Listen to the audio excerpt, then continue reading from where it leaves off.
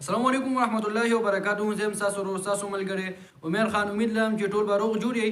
د نن نه یو میاشت مخکې په هرچند مندڼي ضلع چارسده کې یو قتل شوی د اویس، هغه اویس کوم چې د اسلامیه کالج طالب علم و. د هغه قاتلان نن ګرفتار شول.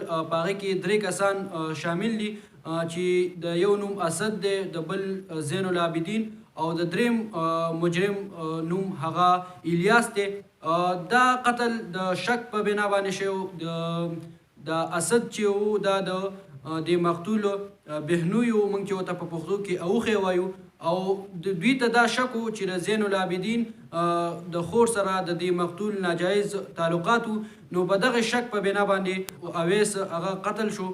د پولیس دپاره ډېر غټ چیلنج و، ځکه چې دا قتل په تیاره کې شوی، یعنی په د شپې شوی. او بل د والد صاحب، د مقتول والد صاحب دا وینا وه چې زما په چا شک هم نشته دی، زما چا سره دښمني هم نشته دی. او بل دا چې په دغه علاقه کې واده هم و، په دغه کلي کې، نو د ډېر ځایونو نه خلک راغلي وو. نو د پولیس دپاره یو غټ چیلنج و، خو هغو الحمدلله په دې چیلنج کې کامیاب شو د چارسدي پولیس. او دغه صحیح ملزمان چې کوم وو چا دا قتل کړی و، هغه 3 کسان د میډیا مخې ته راوستلی شو.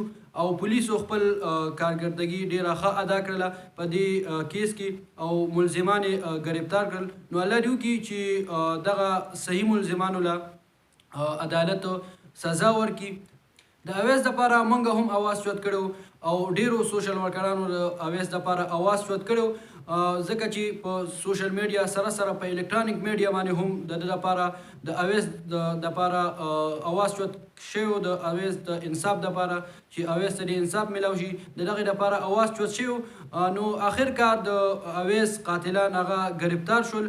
تاسو ته هم دغه خبر درکوو چې د اویس قاتلان نن ګرفتار شول، او نن پولیسو پریس کانفرنس هم وکړو، او په هغې کې دغه خبرې وشولې چې اویس ولې قتل شوی او چا قتل کړی. هغه تاسو ته ما په دې ویډیو کې وویله. ډېره مننه کوم د وخت د راکولو. د لوی الله په امان.